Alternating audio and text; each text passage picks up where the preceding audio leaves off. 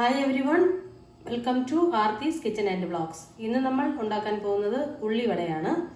അതെങ്ങനെയാണ് തയ്യാറാക്കാൻ പോകുന്നതെന്ന് നമുക്ക് വീഡിയോയിലോട്ടൊന്ന് പോയി നോക്കാം. ഉള്ളിവടയ്ക്ക് ആവശ്യമായിട്ട് 3 സവാള നീളത്തിൽ കട്ട് ചെയ്തെടുത്തിട്ടുണ്ട്.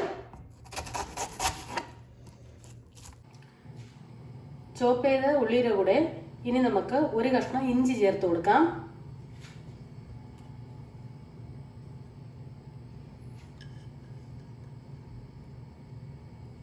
ഇതിൻ്റെ കൂടെ തന്നെ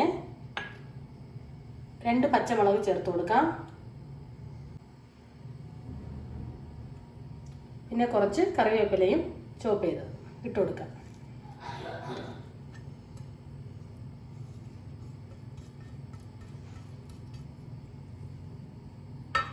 ഇനി ഇതിലേക്ക് 1 ടേബിൾ സ്പൂൺ ഉപ്പ് ചേർത്ത് കൊടുക്കാം. ഞാനിവിടെ ഉപ്പിൻ്റെ വെള്ളമാണ് ചേർത്ത് കൊടുക്കുന്നത്. അങ്ങനെയാണെങ്കിൽ 2 ടേബിൾ സ്പൂണ് ഉപ്പിൻ്റെ വെള്ളം ചേർത്ത് കൊടുത്താൽ മതിയാവും.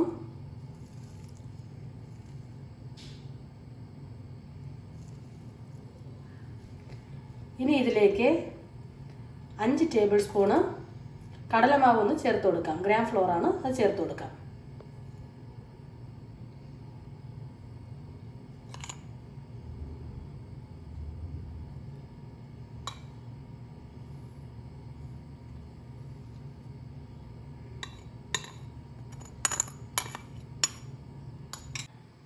ഇതിൻ്റെ കൂടെ തന്നെ 3 ടേബിൾ സ്പൂണ് മൈദ മാവ് ഒന്ന് ചേർത്ത് കൊടുക്കാം.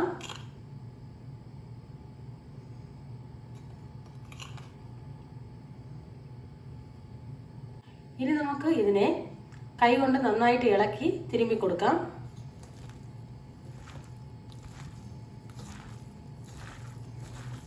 സവാളയുടെ ഈർപ്പമൊക്കെ നന്നായിട്ട് പുറത്ത്, ഒട്ടും തന്നെ വെള്ളം ചേർക്കേണ്ട ആവശ്യമില്ല.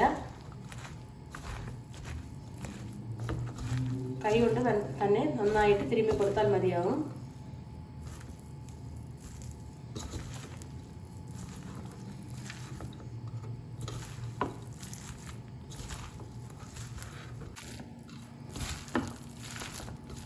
കണ്ടില്ലേ, നന്നായിട്ട് ഇതുപോലെ തിരുമ്മി എടുക്കണം.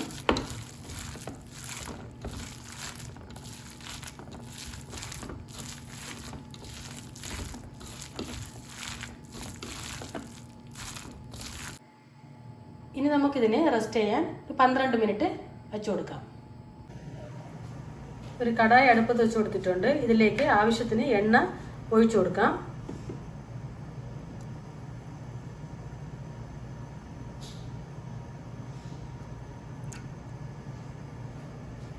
എണ്ണ ഒന്ന് ചൂടാവട്ടെ.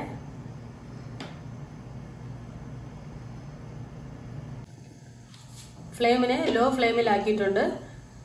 മീഡിയം ഫ്ലെയിമിലാണ് വയ്ക്കുന്നതിൽ ഉള്ളു വേഗത്തില്ല, അതുകൊണ്ട് ലോ ഫ്ലെയിമിൽ വേണം വയ്ക്കാനൊക്കെ ഉണ്ട്.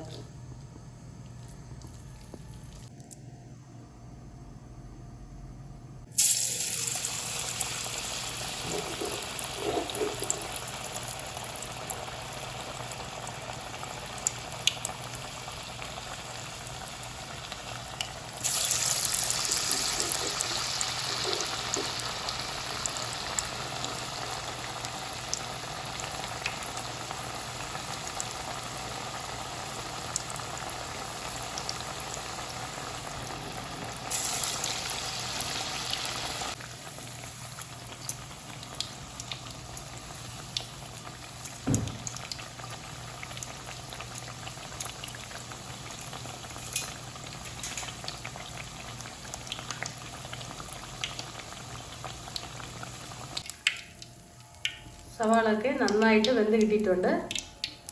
നമ്മുടെ ഉള്ളിവട പെർഫെക്റ്റ് ആയിട്ട് റെഡി ആയിട്ടുണ്ട്. ബാലൻസ് ഉള്ള മാവും നമുക്ക് ഇതുപോലെ ചെയ്ത് ഇട്ട് കൊടുക്കാം.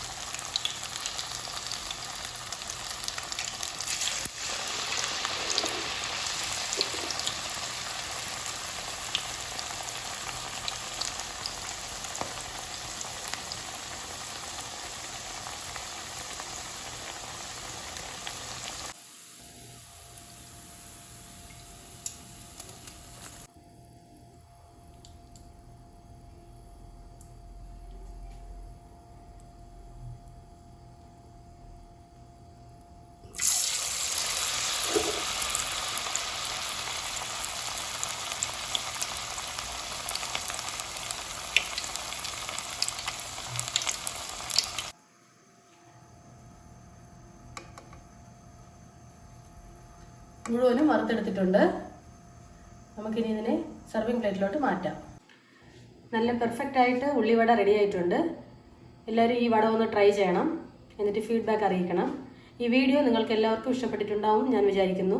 ഇഷ്ടപ്പെട്ടിട്ടുണ്ടെങ്കിൽ ലൈക്ക് ചെയ്യൂ, ഷെയർ ചെയ്യൂ, കമൻറ്റ് ചെയ്യൂ. പിന്നെ മറക്കാതെ നമ്മുടെ ചാനൽ ഒന്ന് സബ്സ്ക്രൈബ് ചെയ്യൂ. Thanks for watching.